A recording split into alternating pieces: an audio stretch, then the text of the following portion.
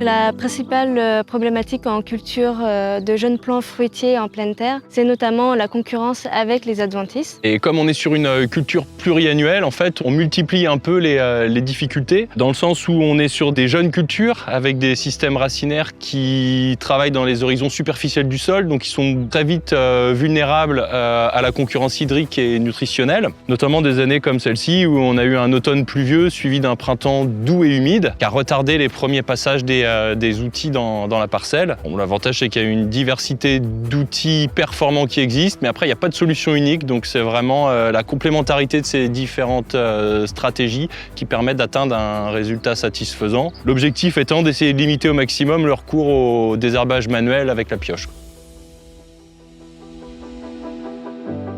En ce qui concerne le désherbage mécanique sur la culture, on utilise plusieurs matériels. Donc on fait un premier passage avec un rotavateur. Par la suite, on fait la bineuse et on fignole un peu avec une houe ou une binette pour que ce soit vraiment propre. Le binage mécanique, nous, on le fait du mois d'avril au mois de septembre. À l'époque où les conditions climatiques sont favorables, parce que nous, ici, on est dans le Cotentin, biner quand les sols sont trop mouillés, ça n'a pas d'efficacité. Pour répondre en fait à la problématique du désherbage, en fonction du matériel dont on disposait sur la pépinière et qu'on utilisait déjà, on a essayé en fait de planter intelligemment. On a planté en fait des rangs à 1,80 m, ce qui nous permettait avec nos dents cresses de passer notre enjambeur qui était équipé donc d'un système Bellum, et on peut aussi passer avec nos tracteurs vignerons. On a un système Bellum, on a un système de disque et on a des systèmes de palpeurs. Donc en plantant à 1,80 m, on avait tous les choix de matériel possible dont on disposait sur l'entreprise.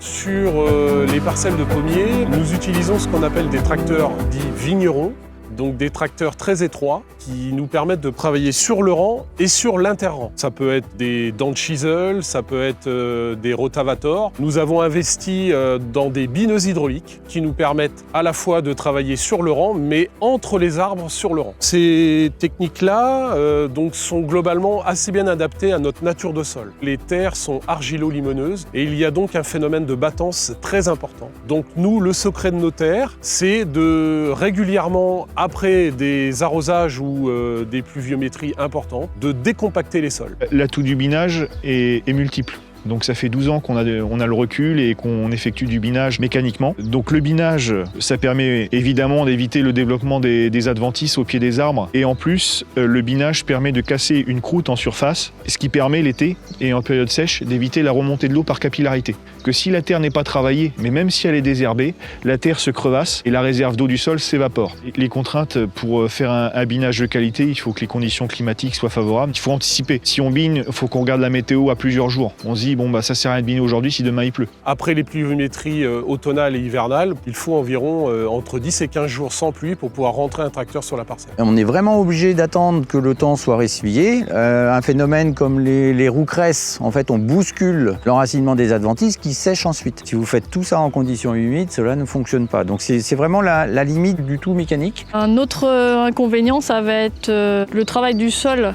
Alors si c'est un travail trop profond, peut également perturber la vie du sol. Et puis on a forcément la consommation de gasoil, qui n'est pas forcément négligeable quand on a un passage répété dans les cultures. Je ne changerai pas de technique de production en ce qui concerne le désherbage. Le binage apporte beaucoup de bienfaits sur l'aération des sols, le réchauffement des sols. Ça permet d'éviter l'irrigation sur la culture. Les avantages du binage mécanique, ça va être de garder la fraîcheur du sol pour que les plantes puissent plus facilement capter l'eau du sol. Alors l'inconvénient de la plantation en 1,80 m, on a plus d'espace de terrain occupé. Sur une grande surface, on a plus de désherbage mécanique. Il y a la partie mécanique tracteur, mais après il y a la partie piochage manuel, qui là est plus important sur le 1,80 m. Certes, on met moins de plantes sur 1,80 m, donc un revenu à l'hectare qui est moins important. Là, ce que l'on voit donc sur les plantes en 1,80 m, à l'origine, ces plantes devaient sortir en quenouille, donc en hauteur de moins de 2 mètres. Et là, on a réussi à en fait élever de la tigette.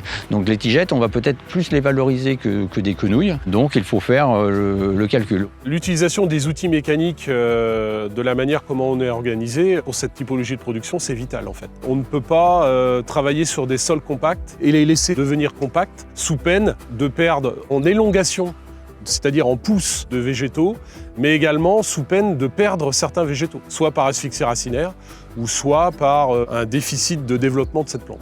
On manque de profondeur de sol. On a une profondeur de couche arable assez faible, mais tous les ans, nous ramenons régulièrement de la matière organique sur les terrains nus et également dans les parcelles plantées afin justement de remonter cette structure de sol. Nous sommes globalement assez satisfaits de l'investissement qui a été fait dans les équipements pour travailler le sol et lutter contre les adventices. Mais il manque peut-être une clé à l'ensemble de tout cela, c'est comment on peut faire pour améliorer la structure et la texture du sol sans justement utiliser de manière récurrente ces outils par rapport à notre nature du sol.